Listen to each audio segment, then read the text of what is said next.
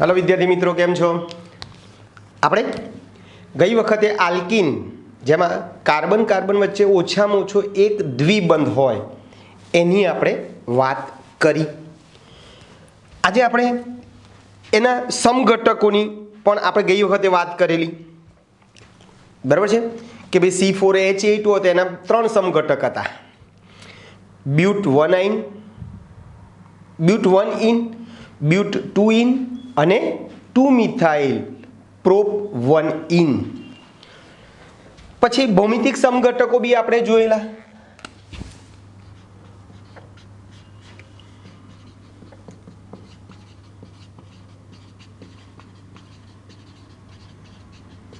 ભૌમિતિક સમઘટકોમાં carbon carbon દ્વિબંધ હોય, એ carbon carbon દ્વિબંધની એક જ બાજુ જો સરખા પરમાણુ કે સમૂહ જોડાયેલા હોય તો આને સીસ કહેતા હતા, અને સરખા પરમાણુ કે સમૂહ સામ સામે જતા રહે, દ્વિબંધની સામ સામે સરખા હોય તેને ટ્રાન્સ કીધેલા, અને એક જ બાજુ સરખા પરમાણુ કે સમૂહ જોડા તેને શું કીધેલું ભાઈ આપણે સીસ।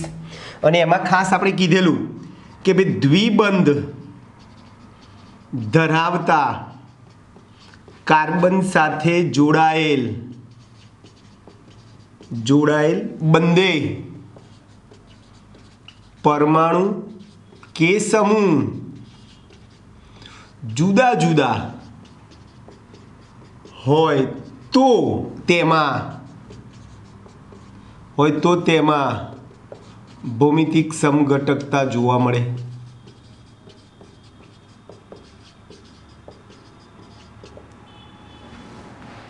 બરાબર છે ભાઈ। આપણે ઉદાહરણ પણ આપેલા, જો દ્વિબંધ ધરાવતા કાર્બન સાથે જોડાયેલા બંને સમૂહ કે પરમાણુ સરખા હોય તો તમને ભૌમિતિક સમઘટકતા જોવા મળે નહીં। બરાબર છે ભાઈ। ઉદાહરણ આપીએ આપણે, દાખલા તરીકે તમારે કોયડો જે છે 13.10, દાખલા તરીકે કોયડો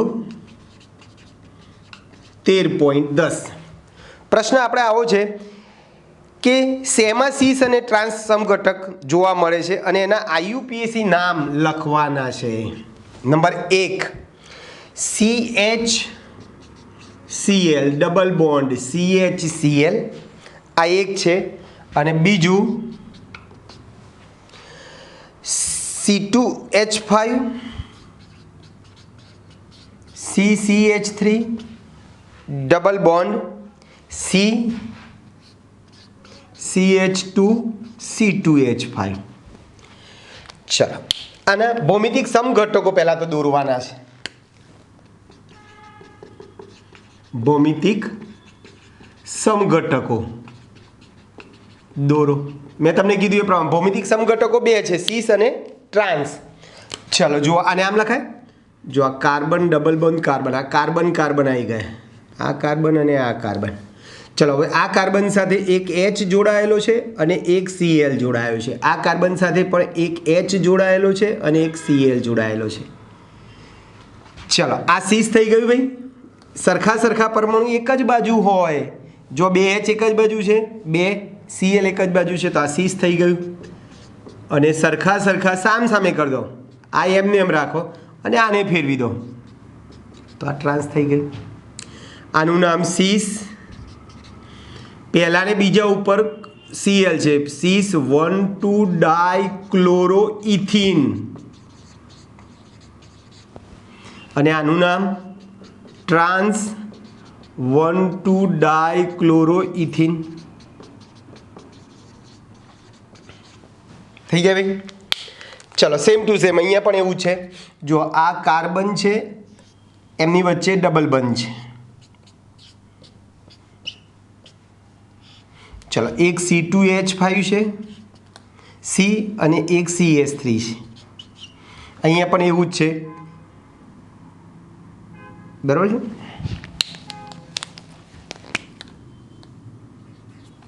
અહીંયા પણ એવું જ છે, એક CH3 છે અને એક C2H5 છે।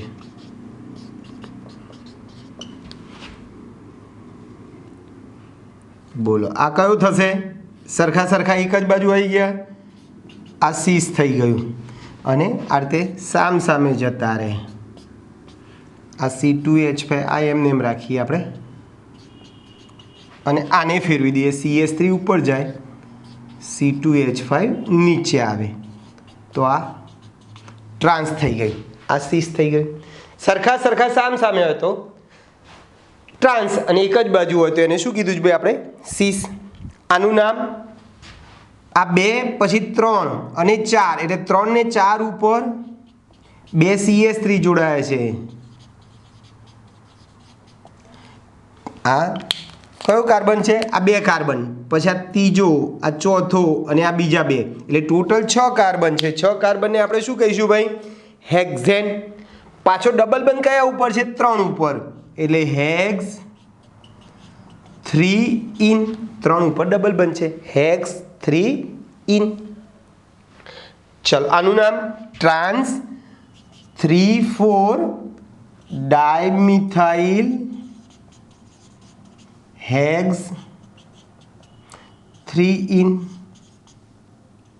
હેક્સ 3. ક્લિયર દોસ્તો? ચલો આવું તમારે કોયડો 13.11 છે.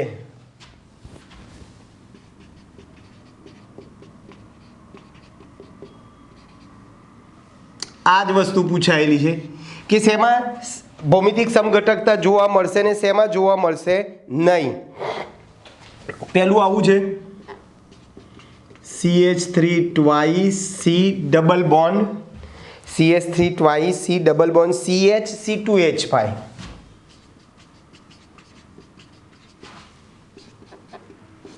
Number 2 CH2 double bond CBr2. 3 C6H5CH double bond CH3. અને 4 CH3CH double bond CCl CH3. ચલો બંધારણ દોરશો તમને તરત ખ્યાલ આવશે. જો આને આમ લખાય, આ C ડબલ બોન્ડ C તો આવી ગયું, આ 2 થઈ ગયા. ચલો હવે આ C સાથે 2 CH3 જોડાયેલા છે. અહીંયા એક H જોડાયો છે ને એક C2H5 છે. ચલો અહીંયા આ C અને આ C, આ C સાથે 2 H જોડાયેલા છે અને આ C સાથે 2 Br જોડાયેલા છે.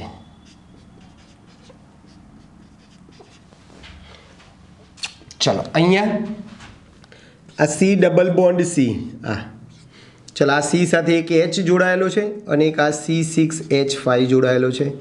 H પર અહીંયા H જોડાયેલો છે, આ CH3 જોડાયેલો છે.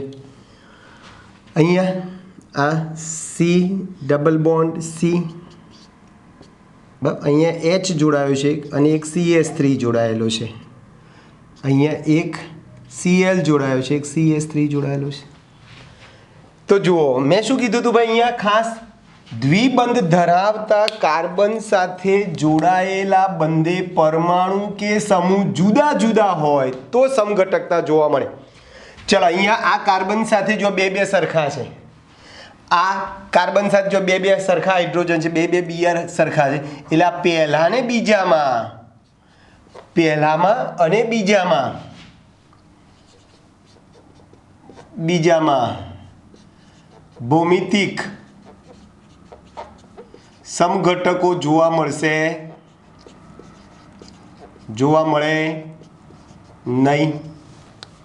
કારણ કે દ્વિબંધ ધરાવતા કાર્બન સાથે જોડાયેલા બંને પરમાણુઓ સરખા સરખા છે. ચલો અહીંયા જો દ્વિબંધ ધરાવતા કાર્બન સાથે એક H જોડાયો છે, એક C6H5 જોડાયો છે, એક H જોડાયો છે, એક C. ટૂંકમાં દ્વિબંધ ધરાવતા કાર્બન સાથે જોડાયેલા બંને પરમાણુઓ સરખા સરખા છે, સોરી જુદા જુદા છે. અહીંયા જુદા જુદા છે એટલે અહીંયા સીસ અને ટ્રાન્સ તમને સમઘટકો જોવા મળશે. જો આ H એક જ બાજુ છે, H એક જ બાજુ છે તેને સીસ કહેવાય અને આ રીતે H આ રીતે સામ સામે આવી જાય, H સામ સામે આવી જાય તો આને ટ્રાન્સ કહેવાય. ચલો આ એક જ બાજુ CH3 છે એટલે આને સીસ કહેવાય, બરાબર છે. અને સામ સામે આવી જાય આ રીતે, બરાબર. આ CH3 ClH તો આ ટ્રાન્સ થઈ ગયા. એટલે આ સીસ છે, સીસ સમઘટક. આ ટ્રાન્સ સમઘટક. સામ સામે સરખા છે, ટ્રાન્સ. એક જ બાજુ CH3 છે, સીસ. તો ભૌમિતિક સમઘટકો ક્લિયર બે બધા મિત્રોને? બરાબર સમજજો. એટલે ભૌમિતિક સમઘટકોમાં દ્વિબંધ ધરાવતા કાર્બન સાથે જોડાયેલા હાઇડ્રોજનની સંખ્યા સરખી હોય, પરમાણુની સંખ્યા સમાન હોય તો એમાં ભૌમિતિક સમઘટકતા જોવા મળે નહીં. જુદા જુદા પરમાણુ જોડાયેલા હશે તો એમાં તમને સમઘટકતા જોવા મળે. ચલો પછી આવો સ્વાધ્યાયમાં છે તમારે 9મું.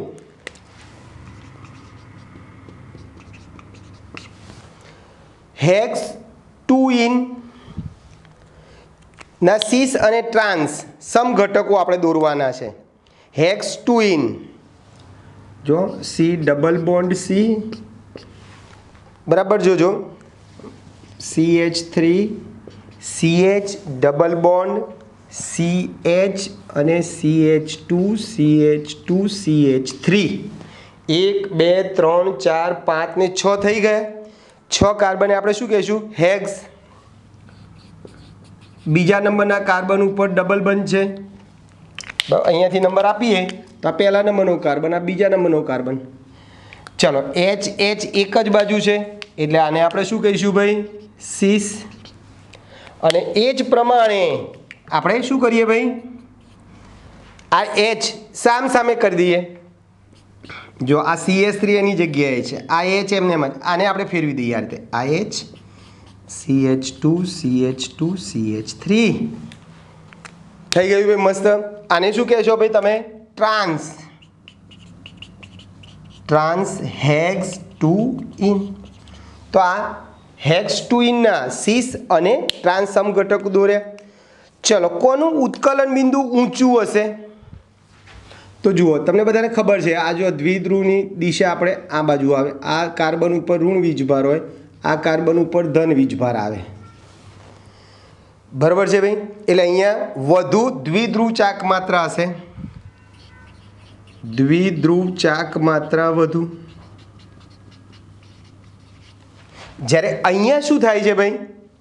આમ સામ સામે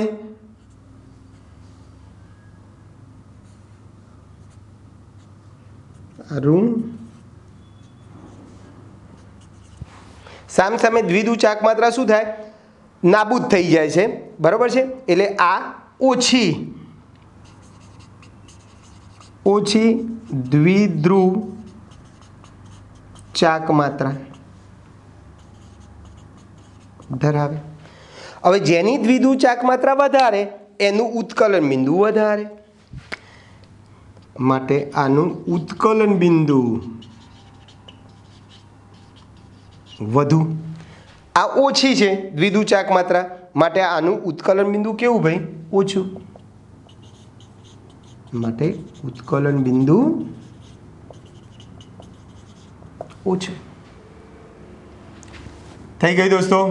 તો આ આખો મુદ્દો તમારો સમઘટકતાનો થઈ ગયો. ભૌમિતિક સમઘટકતાની આપણે વાત કરી. ઓકે.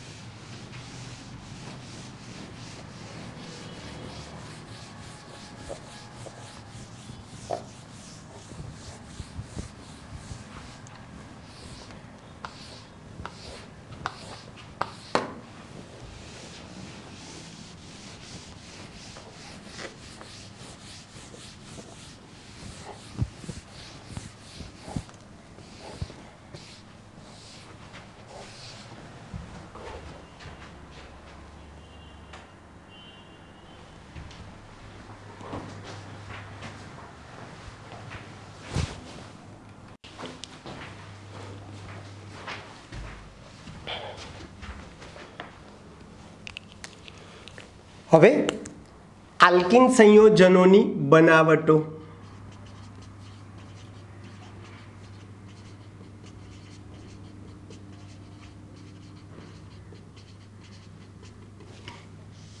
આલ્કિન સંયોજનોની બનાવટો જોઈએ આપણે. તો આલ્કિન સંયોજનોની બનાવટો તમારે 4 રીતે કરવાની છે. એમાંની પહેલી છે આલ્કાઇનમાંથી.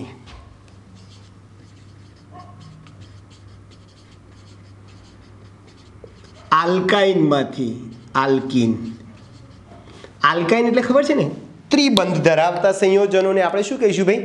આલ્કાઇન કહીશું. એમાં દાખલા તરીકે CH triple bond CH, 2 carbon ethane કહેવાય. ટ્રિપલ બંધ હોય તો પાછળ આઇન પ્રત્યે લાગે, ઇથાઇન. બરાબર છે. એનું તમે રિડક્શન કરો એટલે હાઇડ્રોજન ઉમેરો. આંશિક રિડક્શન કરવામાં આવે છે કોની હાજરીમાં? તો કે ભાઈ પીડી અને ચારકોલ, પીડી વત્તા ચારકોલનું મિશ્રણ, જેને આપણે લિંડલાર ઉદ્દીપક કહીશું ભાઈ. તો આ લિંડલાર ઉદ્દીપકની હાજરીમાં આંશિક રિડક્શન કરવામાં આવે ભાઈ. તો શું થાય? આ 2H માંથી 1H આ કાર્બન સાથે જોડાય, 1H આ કાર્બન સાથે જોડાય, CH2 ડબલ બોન્ડ CH2 થઈ ગયું, ઇથિન થઈ ગયું. બરાબર છે. તમે કોઈ પણ લઈ શકો. પ્રોપાઇલ લો, CH3 C triple bond CH, આને પ્રોપાઇન કહેવાય. એની H2 સાથે પ્રક્રિયા કરીએ. આ જ લિંડલાર બોલો અથવા લિંડલર્સ ઉદ્દીપક કહેવાય. તો પેલેડિયમ અને કાર્બનના મિશ્રણને,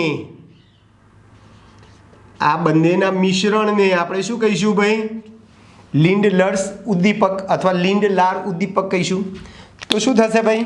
2H માંથી 1H આ કાર્બન સાથે જોડાય, 1H આ કાર્બન સાથે જોડાય. તો શું થશે? CH3 CH અને ટ્રિપલ બંધની જગ્યાએ શું આવી જાય ભાઈ? ડબલ બંધ આવી જાય, પ્રોપીન થઈ ગયું. ક્લિયર ભાઈ? ઓકે. બીજી એક વસ્તુ, હવે આ જે આલ્કાઇન જે છે,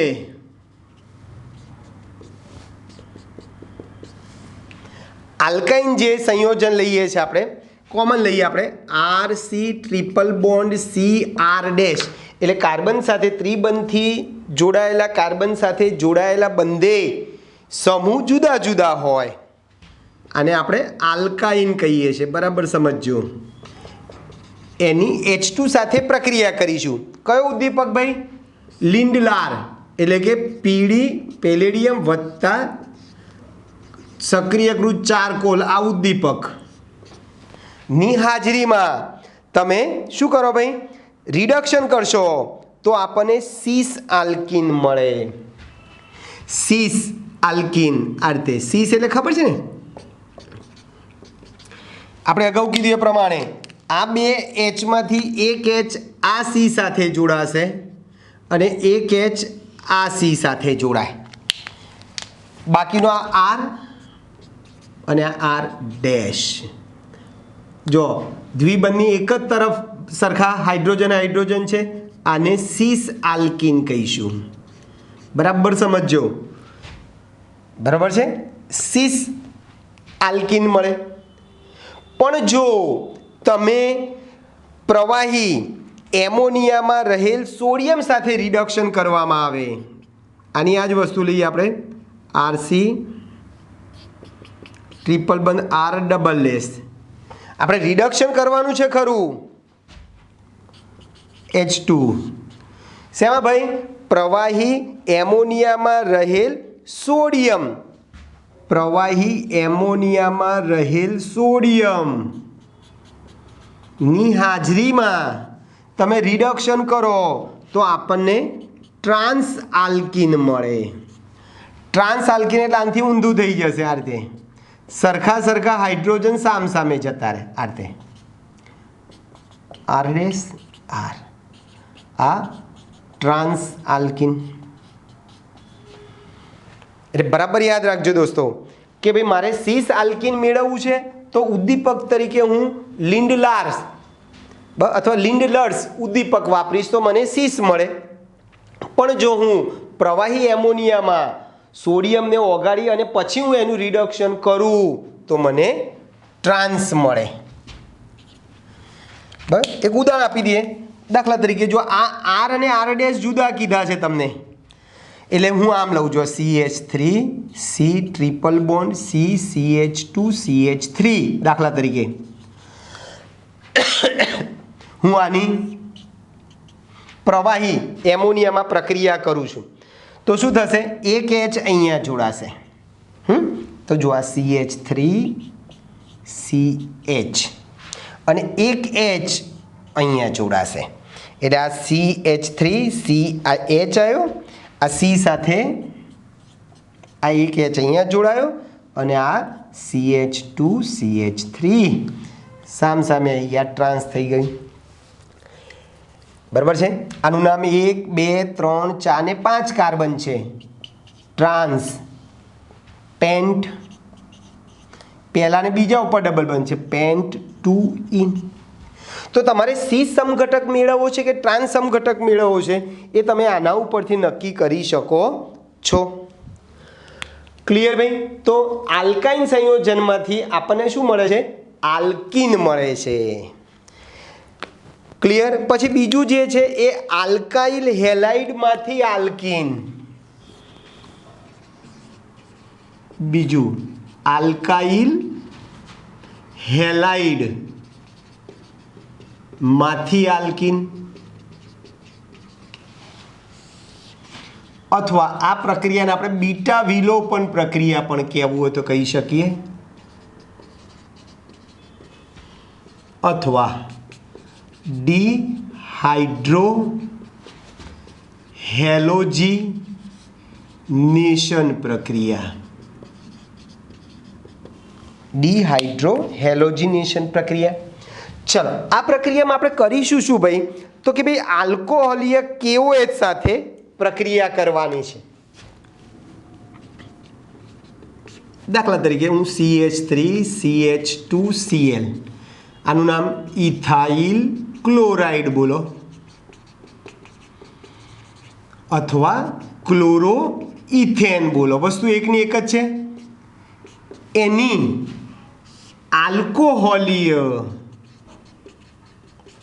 આલ્કોહોલીય KOH સાથે પ્રક્રિયા કરો.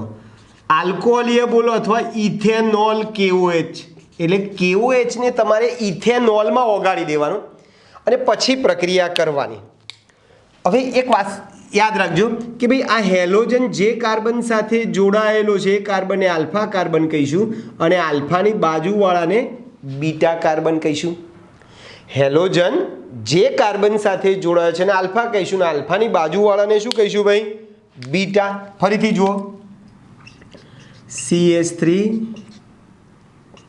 CH3 Br. ચલો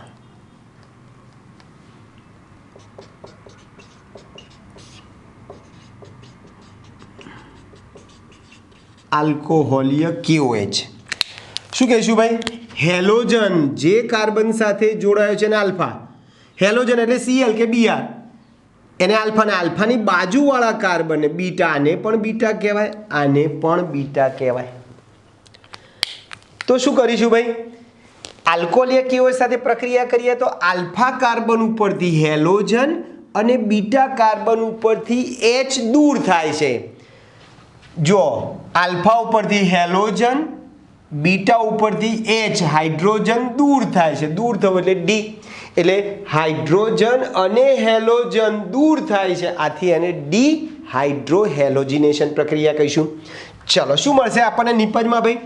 જોજો આ K અને આલ્ફા ઉપરથી આ Cl KCl, આ OH અને આ બીટા ઉપરથી H, આ બીટા ઉપરથી એક H જ ગયો, આ OH અને આ H H2O, તો અહીંયાથી એક H ગયો છે, અહીંયાથી Cl ગયો, તો શું રહ્યું? CH2 CH2. કાર્બનની સંયોજકતા મારે 4 કરવી હોય તો મારે ડબલ બંધ કરવો જ પડે, તો જ કાર્બનની વેલેન્સી 4 થાય. ફરીથી આલ્ફા ઉપરથી હેલોજન, આ Br અને આ KBr, અને આ બીટા કે આ બીટા બેમાંથી ગમે તે એક બીટા ઉપરથી તમે એક H દૂર કરી શકો છો. ચલો આ બીટા ઉપરથી એક H દૂર કરીએ તો અહીંયાથી એક H અને આ OH H2O, આ બીટા ઉપરથી H દૂર કરશું તો અહીંયા શું રહેશે? આ CH3 એમ છે, CH3 CH double bond CH2. કોઈ કે ના સાહેબ મારે આ બીટા ઉપરથી H દૂર કરવો છે, તો આ K અને આ Br ગયા, અહીંયાથી એક H અને આ OH પાણી ગયા, તો અહીંયાથી એક H જાય તો તમારે આવું થાય CH2 double bond CH3. Propyne બની ગયું, ઇથિન બની ગયું. બરાબર, આ નામ 2 બ્રોમો પ્રોપેન. તો આમાં શું થાય છે ભાઈ? આલ્ફા કાર્બન પરથી X એટલે હેલોજન ClKBr, અને બીટા કાર્બન પરથી એક H દૂર થાય છે. આથી આવી પ્રક્રિયાને શું કહીશું ભાઈ? ડી એટલે દૂર થવું, હાઇડ્રોજન દૂર થાય છે, ડિહાઇડ્રો હેલોજન દૂર થાય છે, હેલોજિનેશન કહીશું. હેલોજન X ClKBr જે કાર્બન સાથે જોડાયેલ છે તે કાર્બનને આપણે શું કહીશું ભાઈ? આલ્ફા કાર્બન કહીશું.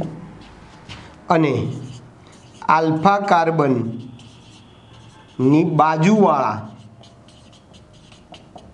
કાર્બનને શું કહીશું ભાઈ? બીટા કાર્બન કહીશું.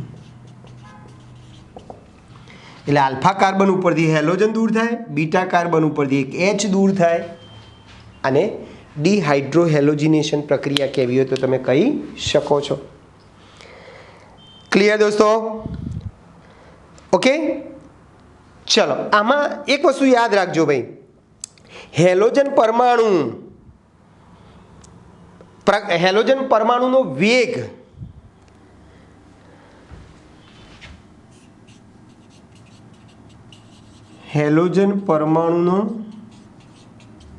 વેગ જે છે એમાં I નો વેગ સૌથી વધારે છે, પછી Br અને પછી Cl.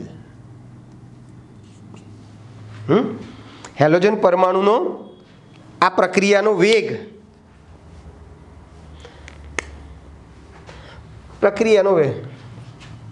હેલોજન પરમાણુ માટે પ્રક્રિયા વેગ એમ લખીએ. ચલો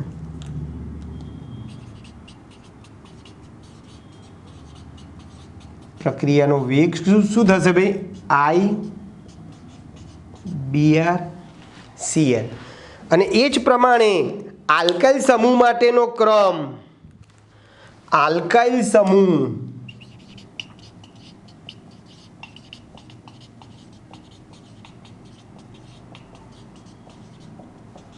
3 degree 2 degree 1 degree 3 degree 2 degree 1 degree. Clear ભાઈ?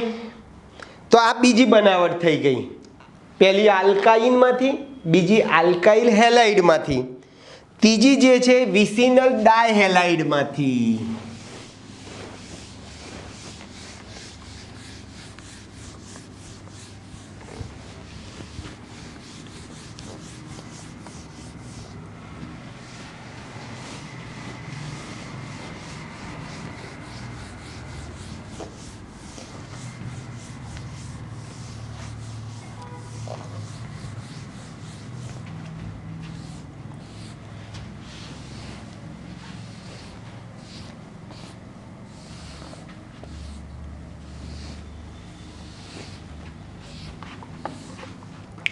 ચલો ત્રીજી બનાવટ શું કીધું ભાઈ? વિસિનલ ડાયહેલાઇડમાંથી.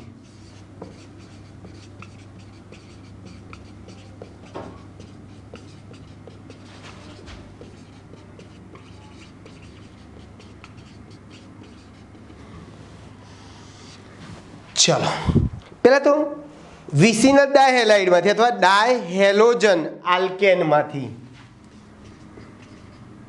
અથવા ડાયહેલોજન આલ્કેનમાંથી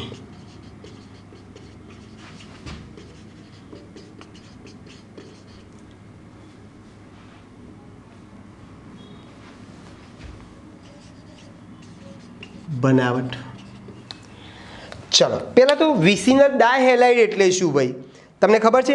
તો કે ભાઈ પાસેના બે કાર્બન સાથે બે હેલોજન પરમાણુ જોડાયેલા હોય. પાસેના કાર્બન સાથે બે એક્સ એટલે હેલોજન પરમાણુઓ જોડાયેલ હોય તો તેને વિસિનલ ડાયહેલાઇડ કહે છે. આ રીતે દાખલા તરીકે એક ઉદાહરણ આપીએ કે ભાઈ CH2Cl કહીએ. ચલો તમે Clની જગ્યાએ Br લો, જરા પણ વાંધો નથી, Br લઈ લો. ચલો પાસેના કાર્બન ઉપર બે હેલોજન જોડાયેલા છે. આનું નામ 1,2-ડાયબ્રોમો બે કાર્બન ઇથેન કહેવાય. ચલો હજુ લઈએ CH3 CH2Cl Cl. પાસેના કાર્બન ઉપર 1,2-ડાયક્લોરો ત્રણ કાર્બનને શું કહીશું ભાઈ આપણે? પ્રોપેન. ચલો તો આ વિસિનલ ડાયહેલાઇડની તમે Zn સાથે ગરમ કરો ઊંચા તાપમાને. Zn ધાતુ સાથે ઊંચું તાપમાન ગરમ કરશો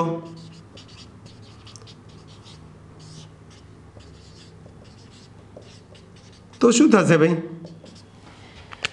ZnX2 દૂર થઈ જાય. આ રીતે આ બે Br અને આ ZnBr2 દૂર થઈ ગયા. જો આ બે Cl અને આ ZnCl2 દૂર થયા. બાકી રહ્યું CH2 કાર્બનની સંયોજકતા 4 કરવી હોય તો મારે ડબલ બંધ કરવો જ પડે. ZnBr2 અહીંયા CH3 CH double bond CH2 વત્તા ZnCl2 બરાબર છે. આ બે Cl જતા એટલે અહીંયા કાર્બનની સંયોજકતા 4 કરવા માટે અહીંયા ડબલ બંધ કરી દીધા. આ ઇથિન આ પ્રોપીન. ક્લિયર ભાઈ? આ પ્રક્રિયાને ડિહેલોજિનેશન પણ કહેવું હોય તો કહી શકીએ. બરાબર છે. અથવા ડિહેલોજિનેશન.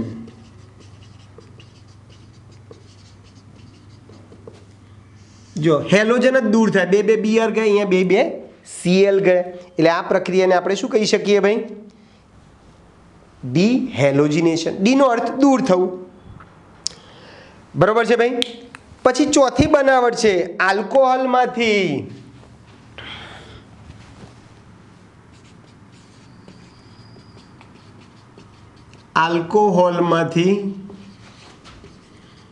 એસિડિક નિર્જલીકરણ દ્વારા આલ્કીન. નિર્જલીકરણ દ્વારા આલ્કીન.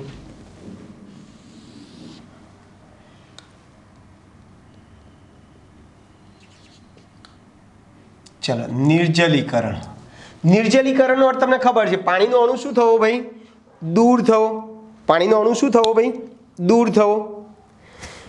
હવે આમાં આપણે શું કરીશું ભાઈ? આલ્કોહોલ લઈશું. આલ્કોહોલ ને 443 કેલ્વિન તાપમાને સાંદ્ર H2SO4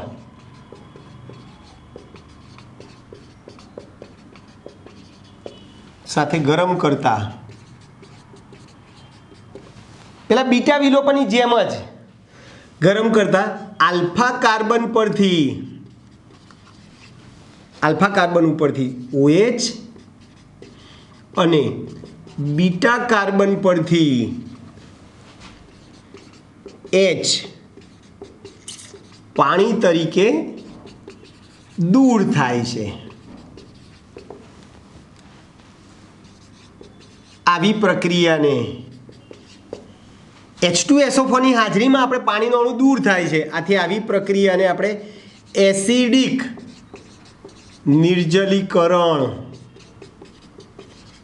પ્રક્રિયા કહીશું। બસ આ રીતે દાખલા તરીકે ચલો CH3CH2OH CH3CH3OH આ ઇથેનોલ 1 ડિગ્રી છે, આ પ્રોપેન 2ઓલ 2 ડિગ્રી છે। ચલો પેલાની જેમ જ હેલોજન જે કાર્બન સાથે જો એની જગ્યાએ અહીંયા OH જે કાર્બન સાથે જોડે છે અને આલ્ફા કાર્બન આલ્ફાની બાજુવાળા અને બીટા કાર્બન OH સમૂહ જે કાર્બન સાથે જોડે છે એને આલ્ફા કહીશું અને આલ્ફાની બાજુવાળાને બીટા કહીશું। ચલો એટલે આની આપણે કોની સાથે પ્રક્રિયા કરીશું ભાઈ?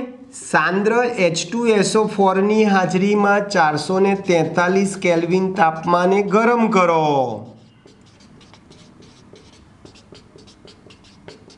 તો શું કરીશું ભાઈ?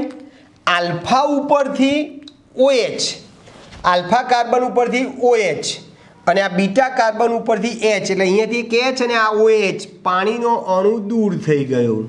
અહીંયાથી OH ગયો, અહીંયા આ કાર્બન ઉપરથી H ગયો, એટલે અહીંયા રહ્યું CH2 કાર્બનની સંયોજકતા 4 કરવી હોય તો મારે ડબલ બંધ કરવું પડે। ફરીથી આલ્ફા કાર્બન ઉપરથી OH અને આ બીટા કે આ બીટામાંથી ગમે તે એક બીટા ઉપરથી, સપોઝ કે આ બીટા ઉપરથી એક H દૂર કરે તો અહીંયાથી એક H અને આ OH પાણી ગયું, બાકીનું એમને એમ CH3 CH double bond CH2। તો આ પ્રોપીન બની ગયું। બરાબર છે ભાઈ? ઓકે, એટલે આ પ્રક્રિયા બીટા વિલોપન પ્રક્રિયાનું ઉદાહરણ છે। એટલે આ ઉપરોક્ત પ્રક્રિયા એ બીટા વિલોપનમાં ફક્ત ને ફક્ત દૂર જ થાય છે। તો અહીંયાથી H આલ્ફા ઉપરથી OH અને બીટા ઉપરથી માત્ર H દૂર થાય છે। એટલે આ ઉપરોક્ત પ્રક્રિયાઓ એ બીટા વિલોપન પ્રક્રિયાના ઉદાહરણ છે।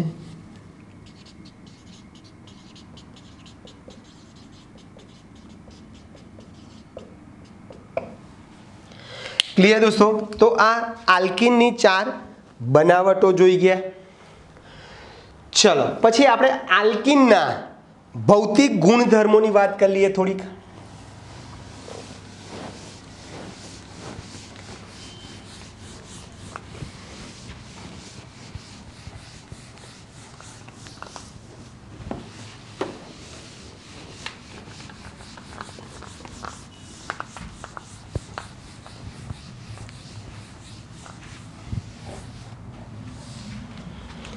चलो आल्कीन संयोजनना भौतिक गुणधर्मो।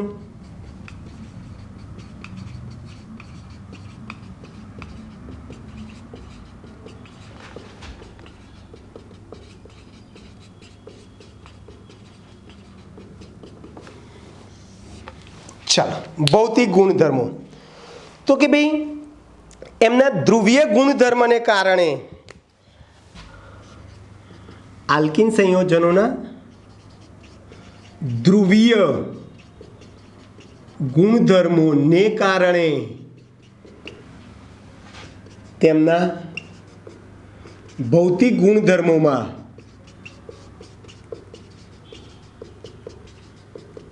વિવિધતા જોવા મળે છે, વિવિધતા જોવા મળે છે, બરાબર છે।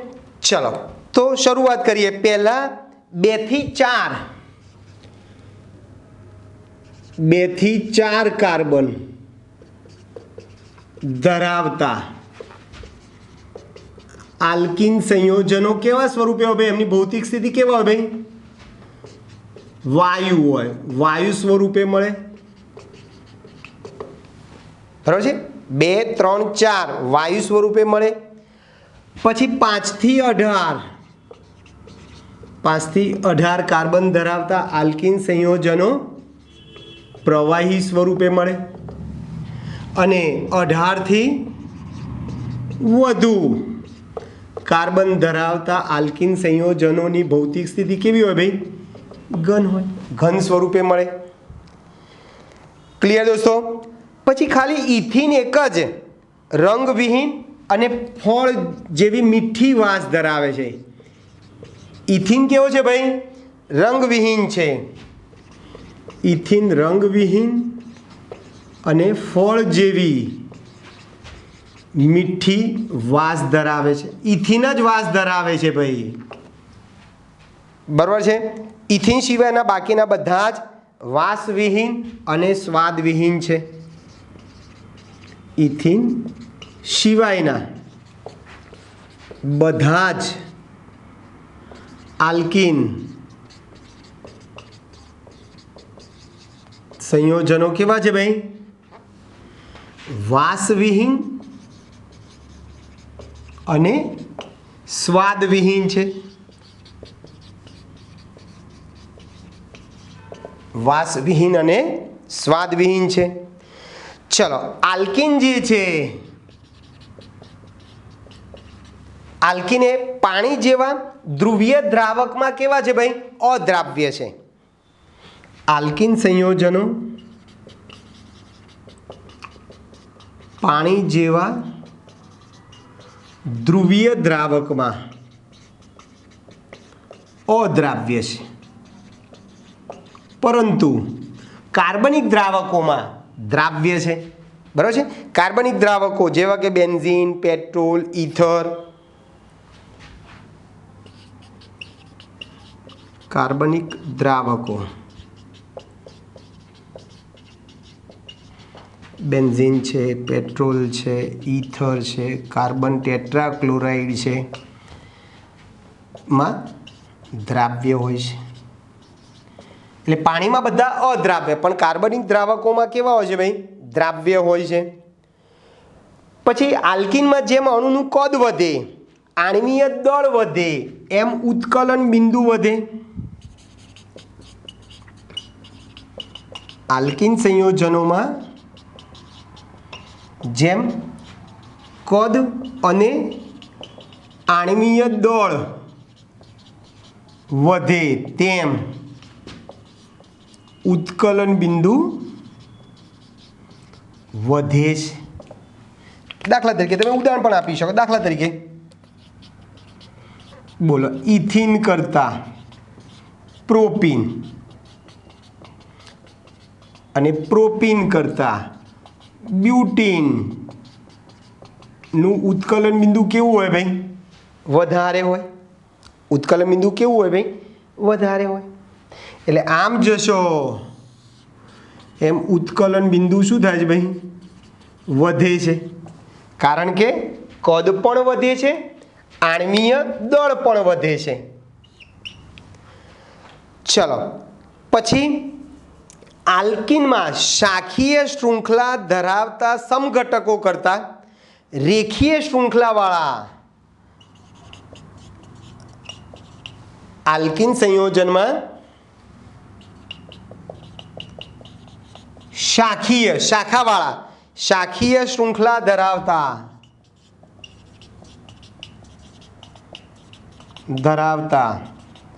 સમઘટકોના ઉત્કલન બિંદુ રેખીય શૃંખલા ધરાવતા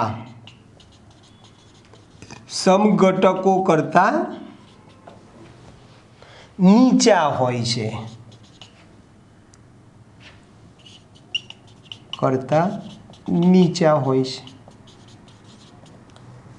કોના નીચા હોય ભાઈ? તો રેખીયના શાખીયના નીચા હોય. આલ્કીનમાં શાખીય શૃંખલા ધરાવતા સમઘટકોના ઉત્કલન બિંદુ રેખીય શૃંખલા ધરાવતા સમઘટકો કરતાં નીચા હોય છે. એટલે શાખીયના નીચા હોય, બરોબર છે. દાખલા તરીકે CH3 અથવા તો CH2 ડબલ બોન્ડ CCH3 ના ઉત્કલન બિંદુ